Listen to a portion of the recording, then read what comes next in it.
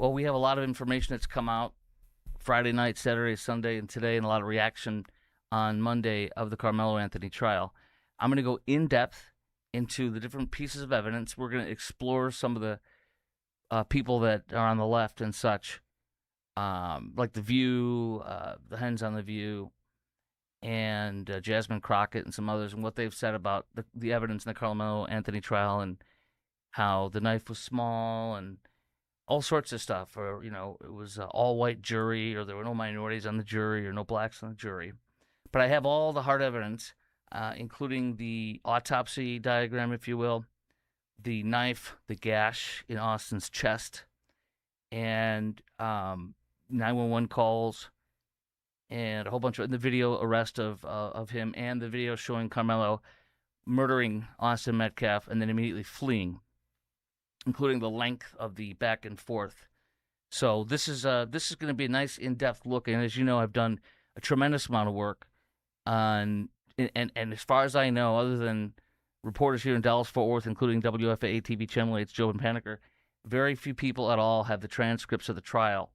And because of me following Jobin and other great reporters that were in that courtroom, I have the kind of unofficial transcripts of what the witnesses said that so many people do not know.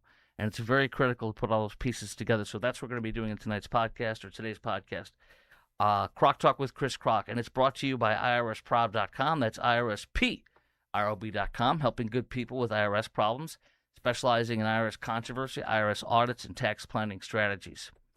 All right, so we have a whole bunch of stuff. Let me start out with some important notes and such, and then we'll kind of intersperse the evidence. First thing is, images released Friday show a deep gash on Metcalf's chest with the forensics ruler placed beside the wound. I'm going to show that to you right now. It's not for the faint of heart, but nonetheless, see what happened, what Carmelo Anthony did with this 3.5-inch blade from Ozark Trail knife that he purchased for approximately $13.23. Here's the gash on Austin Metcalf's chest. Look at that. That is what Carmelo Anthony did to Austin Metcalf, right into his heart. That is the gash that the jurors saw and openly gasped when it was presented as evidence in the Carmelo Anthony trial. Now, I don't know what those 1, 2, 3, 4, 5, if that's centimeters. I have no idea. That's what I would assume, but I have no idea. But there's the gash that murdered, from the knife that murdered Austin Metcalf in his chest. There it is. All right. Now that the trial is over, the judge says, Judge John Roach, who did a great job, it's important for me to provide transparency. The one thing I would say about that, Judge Roach, is the one thing in transparency you have not provided. I'm not ripping him, but I'm saying you should release a transcript of the trial. Because I literally have I did a post on all the witnesses for the prosecution that were under that tent, including a couple of different black kids who were under that tent, that said that Carmelo Anthony was the aggressor, and quoted Carmelo Anthony on vile things that he said, trying to start a fight, trying to incite everybody under that tent, particularly Austin Metcalf. And if he released a transcript, everybody would be able to see Carmelo was an aggressor, he was a punk, he was a thug looking for a fight before he murdered Austin Metcalf. And I'm going to share those transcripts with you in a little bit, because what I was getting at a few seconds ago was that when I posted that, I got like 350,000 views on Facebook, 150,000 views on X, or 80,000 views on X, 150,000 views on Instagram, 150 or 60,000 views on TikTok, because nobody knows this stuff. I will go over that again in the process of going over the in-depth analysis of the evidence that was dropped over the weekend. Jeff Metcalf, very important, and we're going to show you this video in just a second. Jeff Metcalf, the father of Austin Metcalf, said that the confrontation under the tent, and I'll go to that next, the confrontation under the tent lasted 10 seconds. Do you understand? From the moment that the confrontation began to when it ended, it was 10 seconds. Understand how short that is. This was not some fight. This was not some drawn-out thing. 10 freaking seconds. Let's go to the tape. This is underneath the tent, and then you'll see Carmelo run away like the little coward that he is. He's a coward. Here's the video that many of us have seen by now, but it's zoomed in underneath the tent. Okay, now the altercation is about to go down or is going down. Let's watch this here, of course, on the left-hand side of your screen. All right, and altercation, altercation, altercation, altercation, altercation, and then boom, he's on. You see that? That's it. Let's go back again. That was 9 seconds, exactly what the dad said. So watch. You're looking below, right beneath that M, right beneath the M on the top of that tent.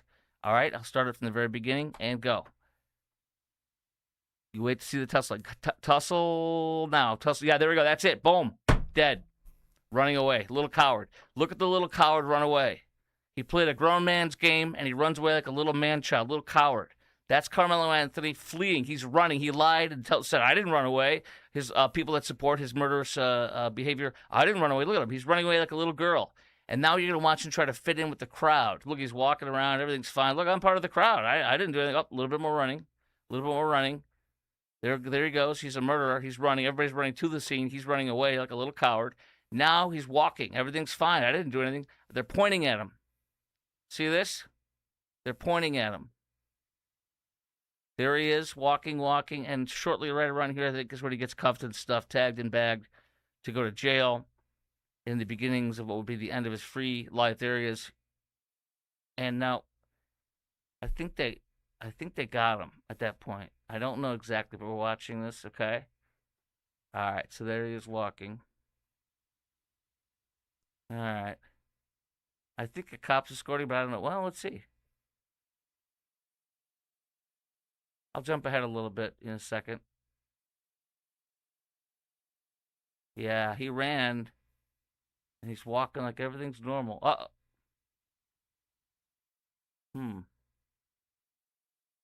Admittedly, I have not watched all this part of it. I'll jump ahead a little bit. Okay. Sitting, talking. So at some point, and we're going to go to the body cam footage in a minute. It looks like they got him right there. They got arrested him, it looks like right there. Maybe, I don't know. He's walking again. Anyways, the point is, I wanted to show you in that one, is he ran like a little coward. I want to remind you of this. Karmelo Anthony's mom screamed murder. Karmelo Anthony's grandma screamed racist, racist, racist. Bias, bias, bias after the trial. The grandmother and the parents taught this kid that he's a victim because he's black. They taught him to have racial animus. They taught him to be a victim, that he's always going to be a victim, and that he could kill somebody and he would still be the victim. That's how they raised him, unfortunately. The other thing that Austin Metcalf's dad, Jeff Metcalf, says, as you look at the video in there, it's short, but he wasn't jumped. Nobody was jumping him out of that tent. There was no 4-on-1. He wasn't surrounded. You have to lie to pretend that Austin Metcalf is somehow a victim. Excuse me, what's his name? Karmelo Anthony is somehow a victim in this. Look at the video, says Austin Metcalf's dad, Jeff.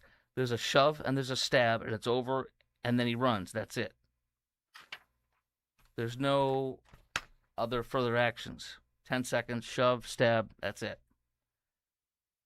In fact, let's jump to this. I'm going to jump to this because at this point, as I'm presenting evidence and talking to you about this, I want to go to what nobody seems to know.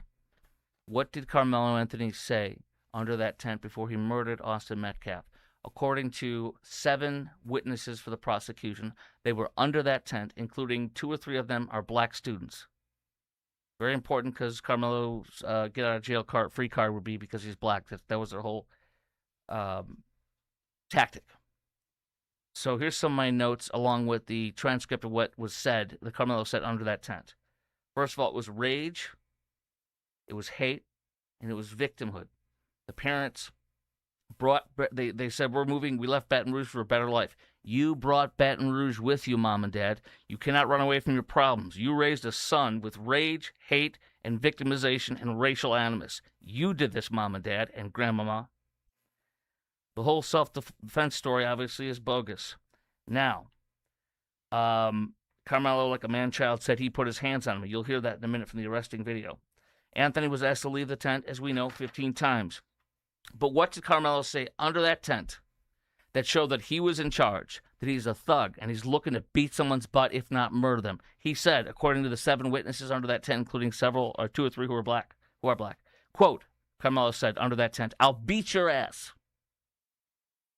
Quote, Anthony challenged Metcalf to a fist fight, and Metcalf said, "I'm not going to fight at a track meet."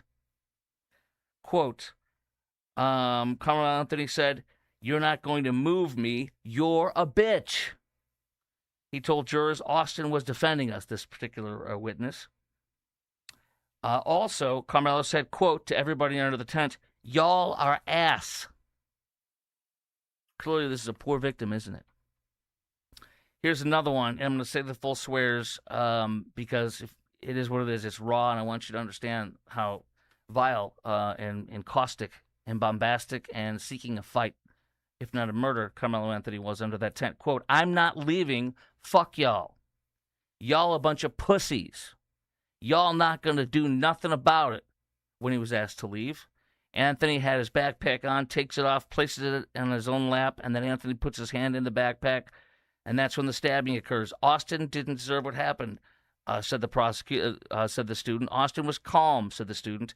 Prosecutor said it was a murder that happened, right? Witness said, "Yes, sir." Was Anthony provoking and the aggressor, and was this self-defense? Anthony committed murder, the witness said. And then the defense attorney, I'm sorry, one more thing. Prosecution asked another young witness if he thought the stabbing was self-defense. No, the witness replied. Why? It's lethal force against non-lethal force. The other thing is, look at the obscene and disgusting thing that Karmelo Anthony's defense team tried to claim that Austin Metcalf impaled himself on Carmelo's knife. The defense said one thing that really stuck with me that I want to share with you.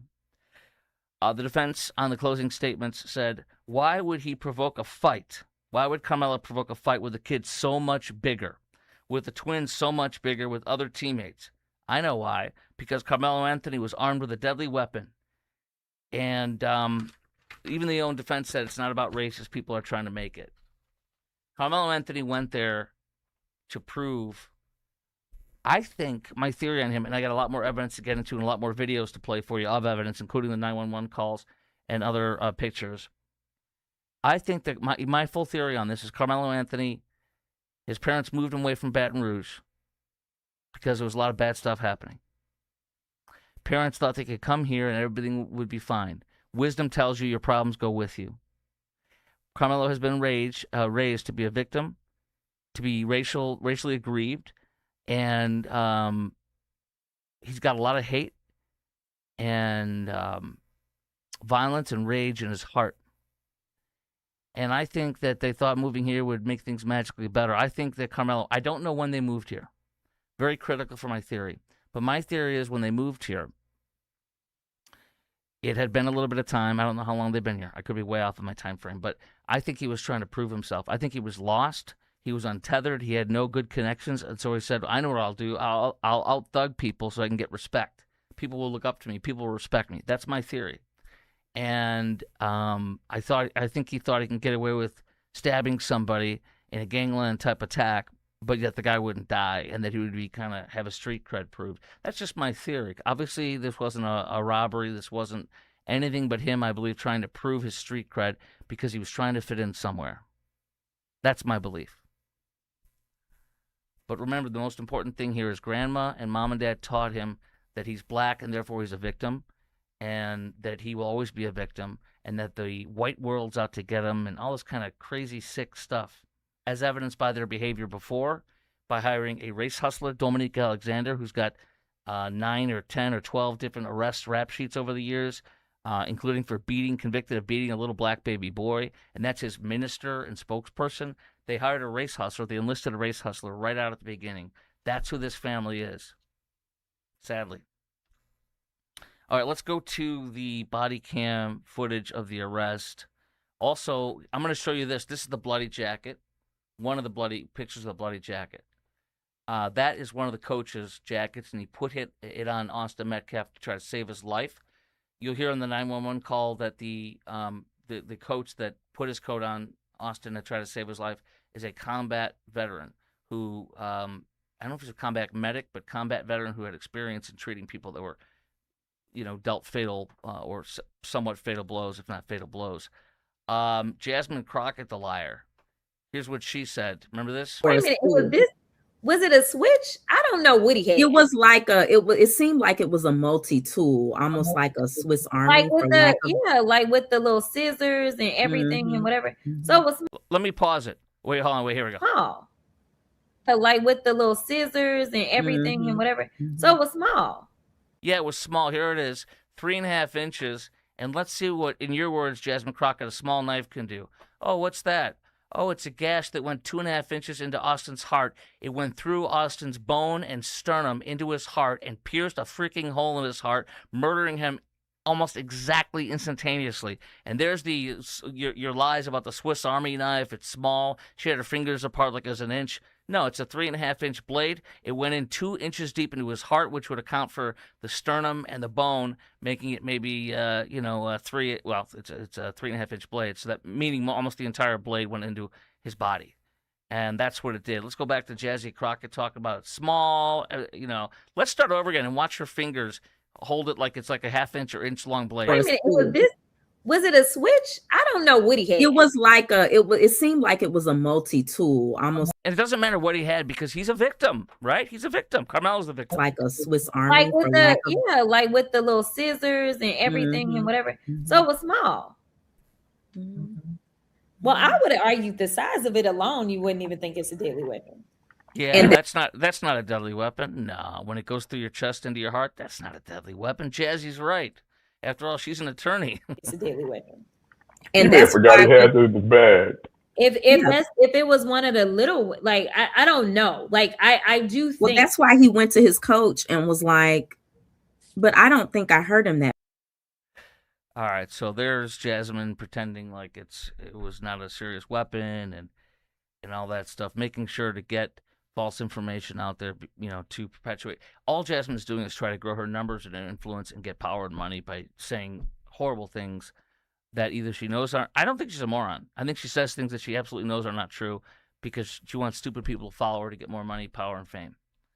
But let's go to some of the body cam stuff.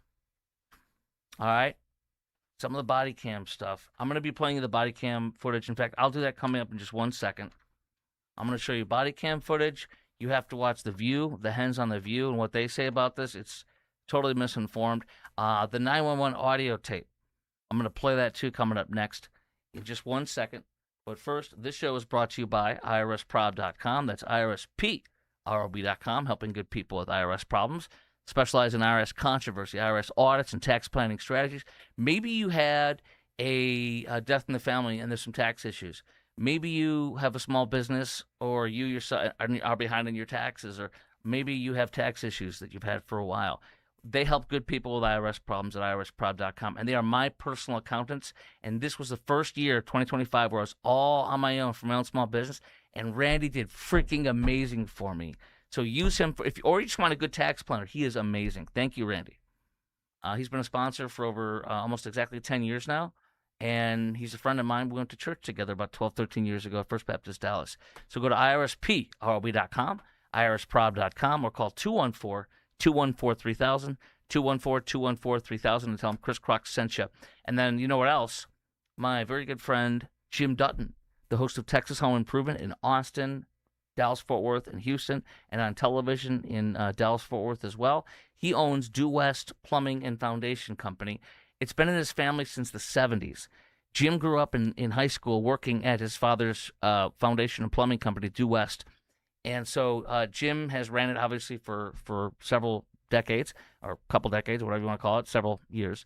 I don't want to make him too old. And then his sons, Johan and Adam, both college graduates. Adam's a combat veteran. Amazing people. His sons now work at Due West and have for several years. They're incredible. Before I bought this house over 11 years ago, they did a plumbing inspection and they did a foundation inspection. And since then, they've done everything of plumbing in my home, including replacing pipe under the house, which requires foundation work, including root shields.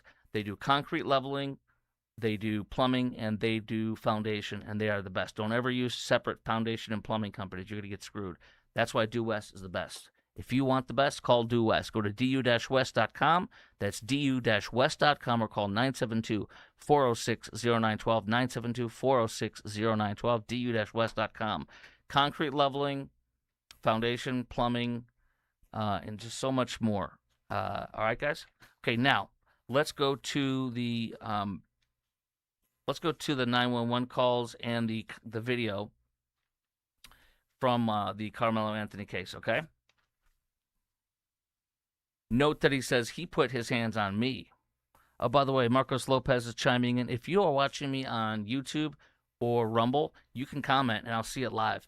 Marcos Lopez says the knife was used with lots of force to make that cut. That's exactly right. It really, really was. We'll go back to that quick photo again. As horrific as it is the wound, the entry wound. Look at that. That's what murdered Austin Metcalf. The knife that Karmelo Anthony thrust into his chest in a broad daylight, senseless murder at a track meet. Let's go to the 911 calls that came in. I need paramedics at Kirkendall Stadium right away. Okay, what's going on? I have an athlete that was stabbed. He was stabbed? Yes. Okay, where's the person who stabbed him? I don't know. Okay, where in the stadium is he? We are on the visitor side bleachers. We have Army veteran that's trying to keep compression on the wound. That's one of the coaches whose jacket you saw that was bloodied. That Army veteran, and he was tearing up. He had a crock pot. He was walking towards the concession stand. This is freaking Americana, man. A track meet. Little did we know there was a thug from Louisiana that was waiting in the wings to murder Austin Metcalf. So he hears the screams. The coach drops the crock pot, jumps the fence, and runs.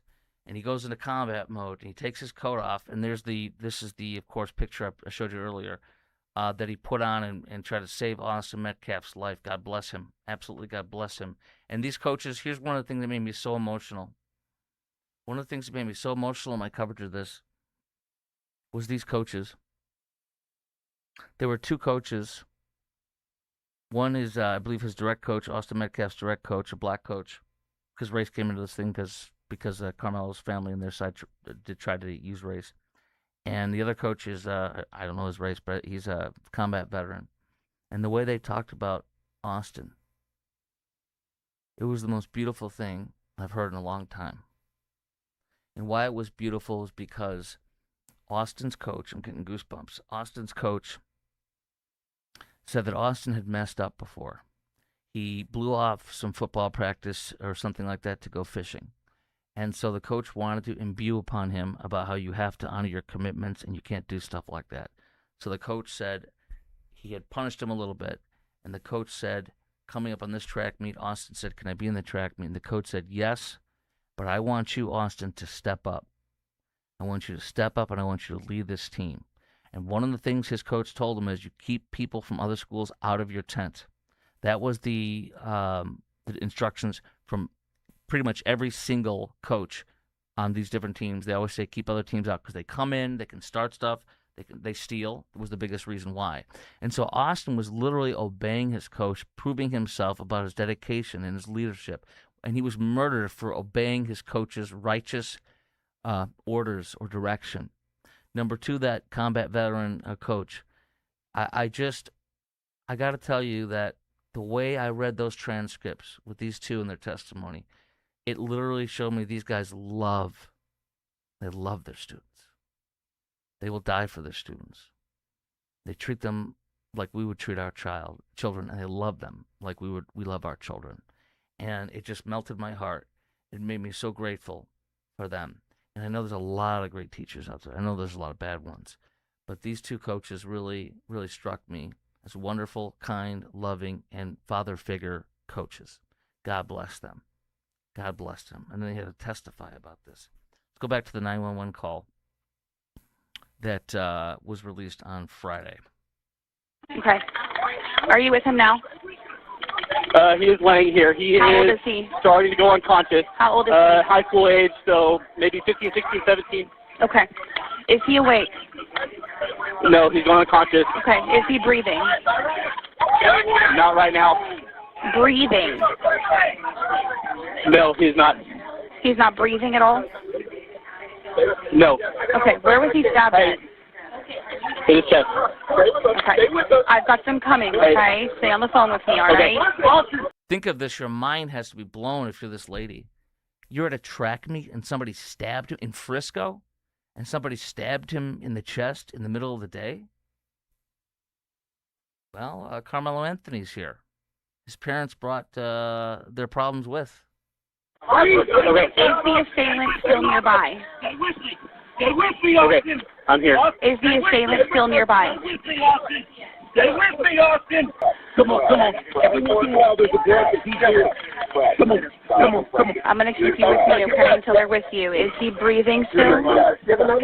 He's trying, yeah. We're doing compressions and giving him mouth to mouth. Okay. Come on. Hey, they're doing CPR on him. Fight through. Okay. You can hear his coach. Come on, keep going. Fight through. My gosh. Keep going, okay? Yes, ma'am. The medics are coming as fast as they can. Just keep me updated, okay? Come on. Yes, ma'am. Fight through, baby. Fight through, Austin.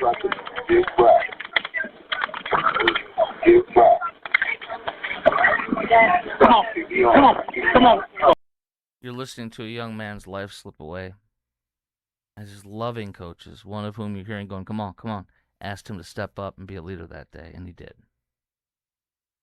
The only person in the wrong was Karmelo Anthony. The arrest. Karmelo says he put his hands on me, as if to say, I'm a victim. No. Well, you think you're a victim because grandmama and mom and dad taught you you're a victim because you're black. Just so sick to poison a child's mind like that, to let them grow up like that. Karmelo Anthony asked the officers whether the victim would be okay and whether the incident could be considered self-defense. Wow, you're getting on-the-spot attorney advice right there, huh? Witnesses. Let me play the body cam footage now. It's kind of a compilation of the body cam footage. Very important to show you that. Here we go. Got the suspects, and they're currently treating the victim. Again, he's on the north end of the stadium. He put his hands on me. Crying like a little girly man. A murderer crying like a little girly man. Caught. North end of the stadium. He put his hands on me. Don't worry, Grandmama's got you. She thinks you're innocent. Austin Metcalf jumped on your knife. It's his fault, not yours. North end of the stadium. He put his hands on me. I told him not to. He put his hands on me. It's the alleged suspect. Okay. I am. No, I'm not. I know how it goes. I'm not alleged. I did. Okay. There's his admission. I'm not alleged. I did it. Watch your head. All right, see a little bit of blood on your hands there, okay? All right. So your first name is Karmelo? A-R-M-E-L-O. That would be the beginning of the end of Karmelo's life. He's a convicted murderer. He will always be a convicted murderer. If he's lucky, he'll get out at 36 years of age, 17 and a half years from now. Let's continue on. Witnesses who were inside of the tent, and don't worry, I've got other stuff. I'm going to play you the views, the hens on The View today, literally trying to excuse all of this in a moment. Witnesses said that Anthony was the aggressor. Anthony ran and then later tried to blend in with the groups of kids who were exiting the stadium like a coward, like the coward he is. Jurors gasped in horror after they showed the never-before-seen photos of Metcalf's punctured heart during the trial, which I showed you. Now, I don't know if they had an autopsy photo of the actual heart. I have not seen that, but and I would show you if I did, because people have to see the evil, the wickedness, whether it's a terrorist beheading somebody. Well, people need to see the depths of depravity and evil to understand why we have rules, laws, and punishments that fit these types of crimes. It was a 3.5-inch serrated blade that I've already shown you that Karmelo Anthony stabbed and murdered Austin Metcalf with. There it is. Regardless of what Jazzy Crockett says, it was tiny or whatever. We pledged that a minute ago. Here's another really important thing. The jurors were told, Judge Roach, and this is what they do in these kinds of sensitive murder trials. They go out of their way to make it so the jury has other options, lesser options, because on an appeal, if it comes out, if an appellate court, an appellate a set of judges thinks that you did not give all the different opportunities or deference to the jury, you could win on an appeal. You could win an appeal. And so Judge Roach properly made sure to even go lower for the people. Hey, jury, if you think I'm going to let you do sudden passion. Sudden passion in Texas means it allows a criminal to argue they were in an intense emotional state when they committed the wrongdoing. That would have reduced Karmelo Anthony's sentence to that of a second-degree felony where he could get off on serving as little as 2 years. So Judge Roach even told the jury, you can do sudden passion, which will get a much lower sentence. They said, hell no. This guy's a murderer. He's a killer. He's a thug. He did this intentionally. He set out to fight somebody to prove he's the words. I've heard like expert attorneys, like defense attorneys, former federal prosecutors, and or defense attorneys. I have seen that these defense attorneys that said, as far as this about the sudden passion, that the 3.5 hour jury deliberation. Sorry, I lost my thought for a second. That it's not 3.5 hours. While the jury was deliberating for 3.5 hours, it's about a half hour at the beginning, half hour at the end of procedural stuff. It's not deliberating. So really, what he said was they're deliberating about an hour and a half to 2 hours, probably. That's how low or how little the amount of deliberation was. They knew they had their guy, and they knew he's a murderer, and they wanted to sentence him for murder on the first degree, which is exactly what they did. By the way, they also formed a notice of appeal, as you know. Karmelo's team filed a notice of appeal. They will not win. The average, I was listening and reading some stuff, the average appeal in Texas, I think only 4% of appeals win, and that Karmelo is estimated probably has a 1% chance. This is a lock-solid case. Now, the views on the hens on the views have something to say about this, and I will share that with you coming up next. I want to say one more thing. Don't forget this. In the trial, it came out that minutes before Karmelo murdered Austin Metcalf, he and his friend or friends went to a high school dugout, like somewhere at the Kirkendall Stadium. There was like a dugout for like baseball teams. They went in the dugout to hide from the rain, and a coach came and said, "What are you doing here? You can't be here. Go back by your team." Why didn't Karmelo Anthony murder the coach? This is before Karmelo murdered Austin Metcalf. Why didn't Karmelo murder the coach for saying, you can't be here, get out? Fair question, isn't it? I mean, he murdered Austin Metcalf. Why didn't he murder the coach? Interesting little sidebar. Let's go to... Oh, in just a moment, we'll go to the hens on the view. All right? But look at one more statement. I'm not alleged, Karmelo said on the body cam footage, which I showed you. I did it, he says. He put his hands on me. I told him not to. In other words, I am in control. I was in control of that tent, and I told him, I'm in charge. I tell you, Austin Metcalf, you will not do that to me. I command it. I'm in charge, not you. You know, it's your tent. And I've come in and I'm saying, F y'all, y'all are a bunch of P words, and asking me to fight and stuff. Anyway, so I'm not alleged he put his hands on me. I told him not to. Yeah, you told him. You were in charge, and you were in charge when you murdered him, weren't you? This show is also brought to you by, look what I'm wearing. My favorite awesome, this is a great shirt, Blue Ribbon Roofing. My roof is about to get done. Paperwork's in. I got my check from my insurance company. I got to mail it off today or tomorrow, actually. And then we're going to start doing the roofing work. I will be getting an entire new roof. The decking was not up to code, which is something I did not know when my last roofer did it. I was wondering every time I go up there and do stuff on the roof, it would be mushy, like it always has been. They never replaced the decking. This roofer, my friend John Hopkins, who owns Blue Ribbon Roofing, he said, this is not up to code. We're going to get your roof decking replaced. And sure enough, my insurance company said he's right. So also they put in radiant barrier on all their decking, which is not standard anywhere else. So they do a great, great, great job, and they've done nothing but amazing work already. They've started some work on my house. So I want you to go to blueribbondfw.com, blueribbondfw.com, and use my roofer. They are the best. They've done over 25,000 homes. They've been in business for 32 years. Look at, there's John on the right, Tish, his wife, and on the left is John's sons, Trevor, and Trevor's wife, Jenna. And she's the first person I talked to when I called Blue Ribbon Roofing. So they are the absolute best. Here's John on my roof with me. Check this out. We're hanging down on the roof. See that white line? Yeah, what is that? That's the fiberglass mat underneath the shingle, meaning all the shingle's gone. Now you're down to the fiberglass mat. I never would have recognized any of this or noticed it. Of course you wouldn't. It'd be like you handing me your microphone. I don't know, I don't know anything about it. Do you want to do a show for me? I don't know anything about it. I got to depend on you. I think you want to. I guess I'll do the show then. Yeah, you do the show, and I'll do the roofing. What's not to love? We're hanging out on the roof. So blueribbondfw.com. That's blueribbondfw.com. They win the Best of McKinney year after year because they're the best all over the Metroplex and over wide swaths of the entire state of Texas. blueribbondfw.com. Okay, let's go to this from the Dallas Express. Online users have been doing fake posts impersonating. Remember all these fake things that were happening? All these people that were trying to support Karmelo Anthony. Fake posts they put out impersonating a Frisco police chief.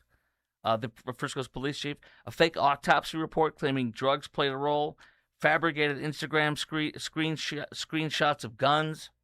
After the verdict, online users also claimed the other students jumped Karmelo Anthony, surrounded him before the stabbing, or pulled him into a prolonged fight. All that a lie. We've seen the evidence. They also Carmelo's dad said this just vile lie that it was an all-white jury. Where is the video of his parents lying on the news? I gotta find it. It's somewhere around here. There it is. Here we go. Lying. Dad lies. My son didn't intend to hurt anyone. My son was defending himself. Take us inside that courtroom. What stuck out to you? What stuck out to me, number one, was the all-white jury. But I was trying to be... The all-white jury. There is no all-white jury. In fact, I have the jury numbers exactly. There was a Muslim woman wearing a hijab. There were a couple of Indian Americans, they're from India, on the jury. There were Hispanics on the jury. And then there were also white people on the jury. And in fact, the numbers, where did the numbers go? I think it was 6 out of 18 because there's 12 jurors and 6 alternate jurors, obviously, because stuff happens all the time with trials. But there was, I think, 6 out of 18. 1/3, yeah, that's what it was. 1/3 of the entire jury is minority. 1 out of 3. Now, what are the numbers in Collin County? Probably pretty close to that. But the jury doesn't have to be exactly, same numbers as the community has. But anyways, and the lie of saying, well, there's an all-white jury. What a lie. What a lie. This is how you know the Anthony family. They're a bunch of liars and race hustlers. All right, it's not that big of a deal. I mean, the truth is on our side. At the sentencing hearing, the defense called only one witness on Anthony's behalf. The dad was in that courtroom the whole time, and he saw the jury. He knows it's not all white. Look at him lie. Let's go back to this. Watch him just lie so easily. That courtroom. What stuck out to you? What stuck out to me, number one, was the all-white jury. But I was trying look at that. He's a good liar. Look at that. He's just staring there while he lies. All right, it's not that big of a deal. I mean, the truth is on our side. At the sentencing hearing, the defense called only one witness on Anthony's behalf, his mother, Kayla Hayes. What did you tell the jury? To have mercy on my son. What do you say to his grieving family? It's unfortunate to where nobody wins. We've all been hurt by this. Everybody. That poor boy is fixing to experience a life that I would not wish upon anyone.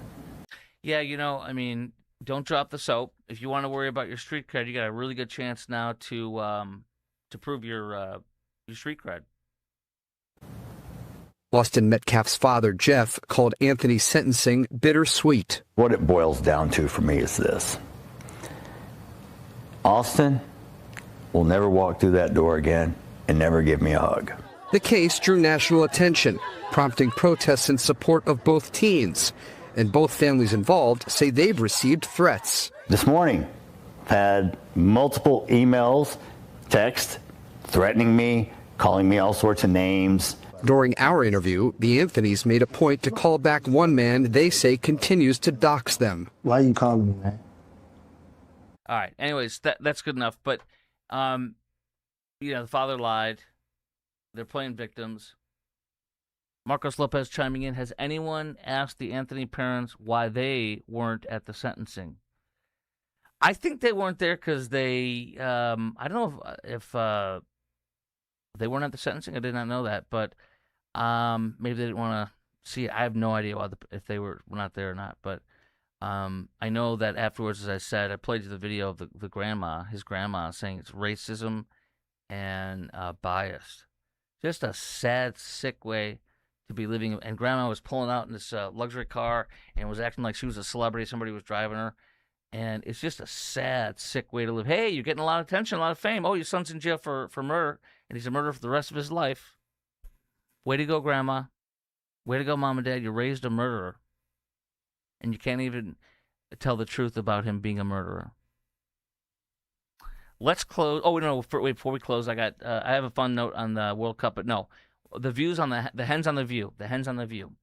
They're covering this today, covering it. Watch this. Let's break this down.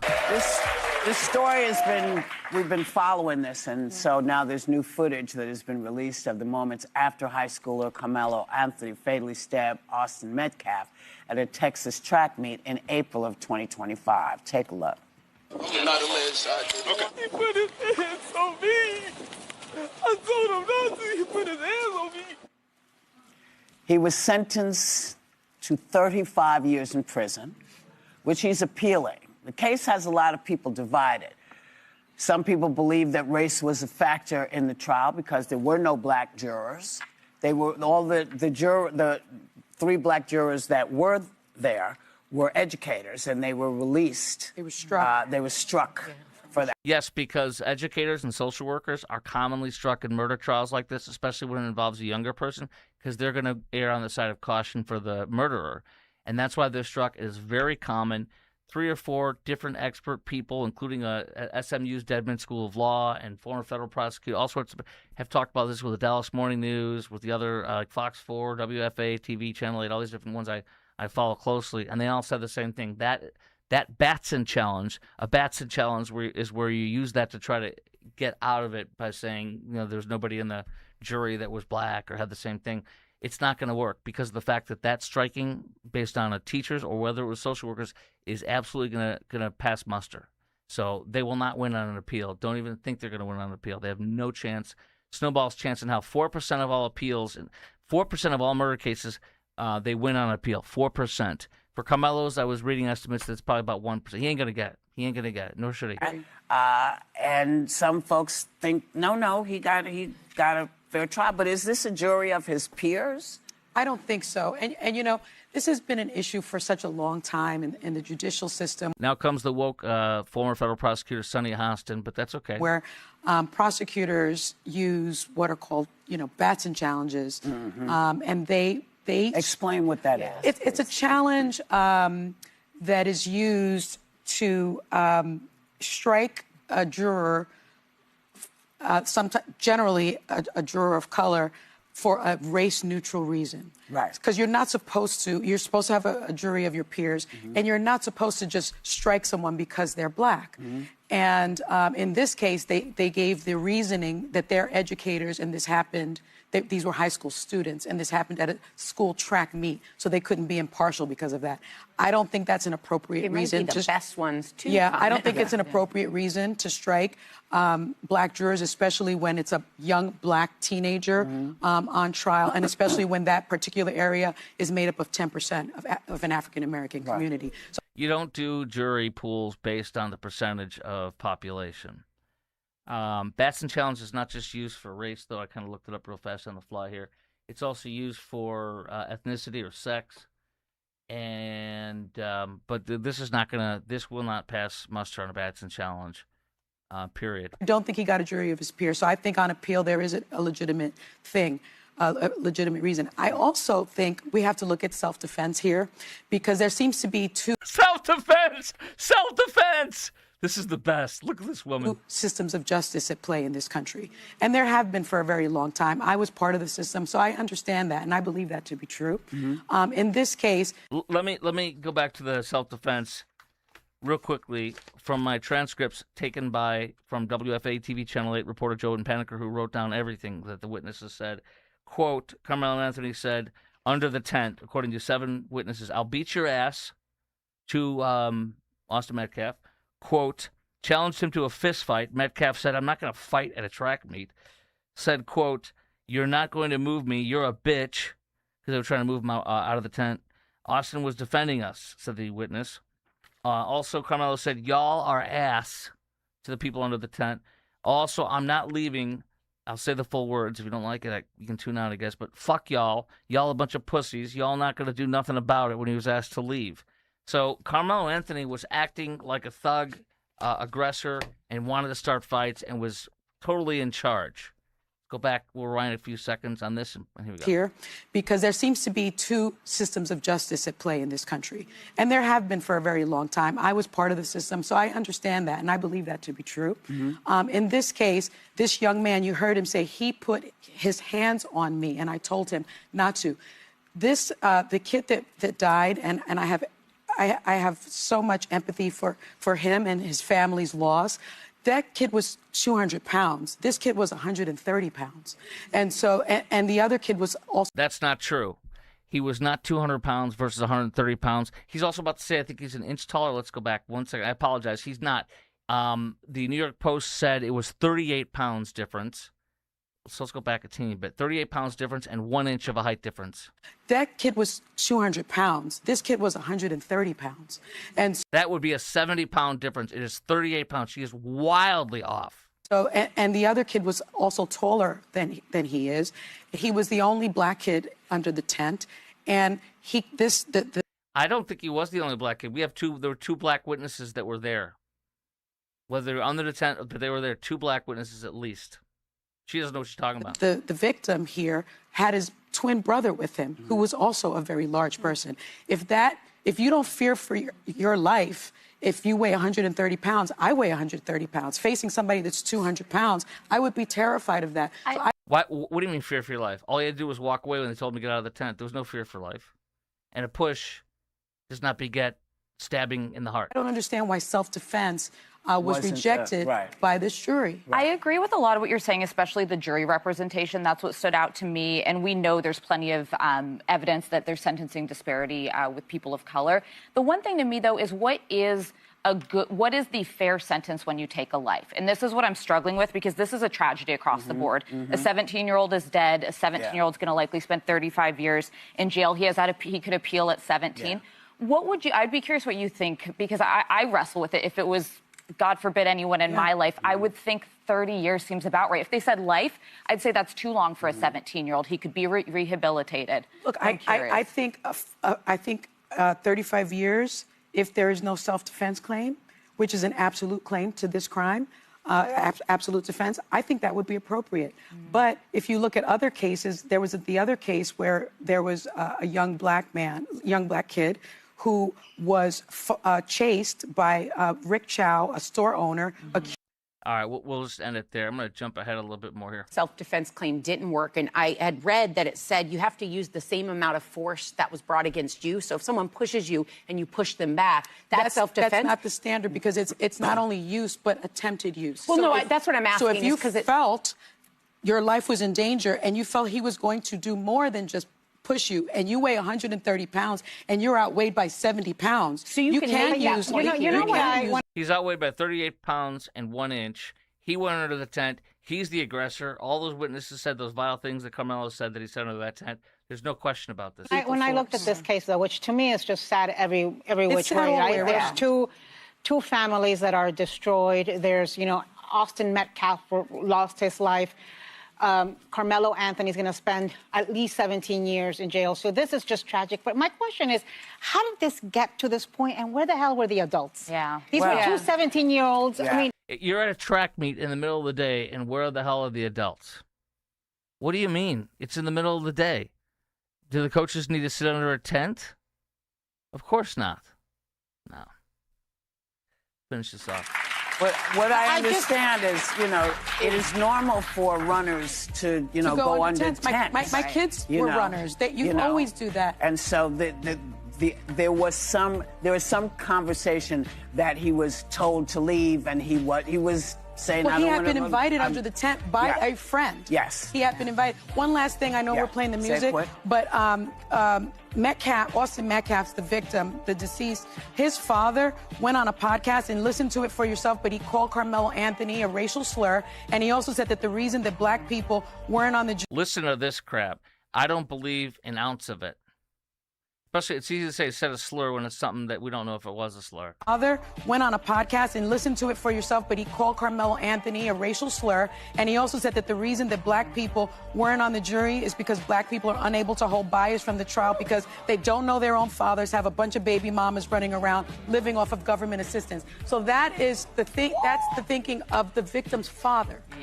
Well, let's not say that was the victim's I'm not saying thinking it was the as well. Of the victim. Yeah, let's implicate the deceased decedent by what his dad may or may not have said. I don't believe that what they're making it out to be as horrible as it is. I don't believe that. And if you want to send it to me, direct message me, send a link to something, I will absolutely look at it. But I'm not buying that. This show is brought to you by IRSprob.com. That's IRSPROB.com, helping good people with IRS problems. Specializing in IRS controversy, IRS audits, and tax planning strategies. I'll see you tomorrow. And yes, I'm